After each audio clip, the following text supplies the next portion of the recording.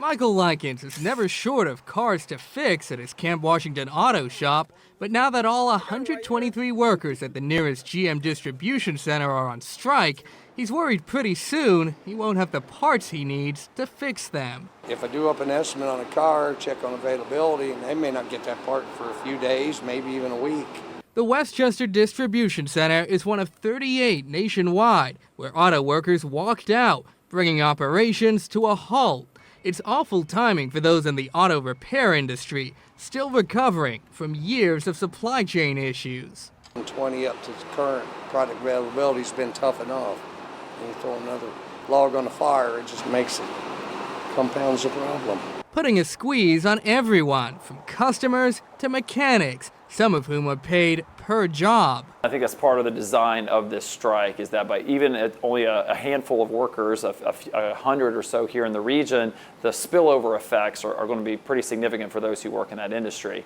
Including the striking workers themselves, now without their regular wages and just $500 a week from the union strike fund. We did not want this. This was forced upon us. Absolutely forced. We have no other choice but to do what we're doing. Auto workers slamming the 6% pay increase they got in their last 4-year contract, calling for a 36% pay increase in this next one.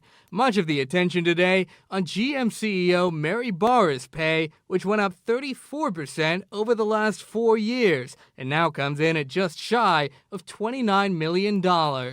Mary, we want our equal share. We want what we've earned. We want what we deserve, and we're tired. We're tired of giving up. We're tired of concessions. See a CEO making 5 times what the Toyota CEO is making. So why in the world, when they keep saying we have to be competitive with our foreign competitors, well, let's start at the top.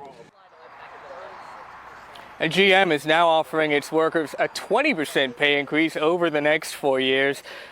That's up from their last offer of 18%, but still these workers are pointing to the CEO's pay rate, which went up again 34% over the last 4 years. Guys, we'll throw it back to you. Now, Luke, before you go, I'm curious, what is the mood like among those folks that are out there on the picket line tonight? I mean, there's lots of optimism tonight, definitely a lot of commitment. This could go on weeks, maybe it could drag on months, but they're prepared to do what it takes to get their demands met. And we heard earlier today, lots of confidence in union leadership, very hopeful this next contract's going to look a lot better than the one they signed in 2019. Reporting live tonight, Luke Jones, thank you so much. And President Biden says that he will head to Michigan next week to join the UAW picket line. He posted on X, formerly Twitter, that he will stand in solidarity with the men and women as they fight for a fair share. That is coming up on Tuesday. You can always find our stories here on YouTube, but go ahead and tap subscribe. That way you're always in the know.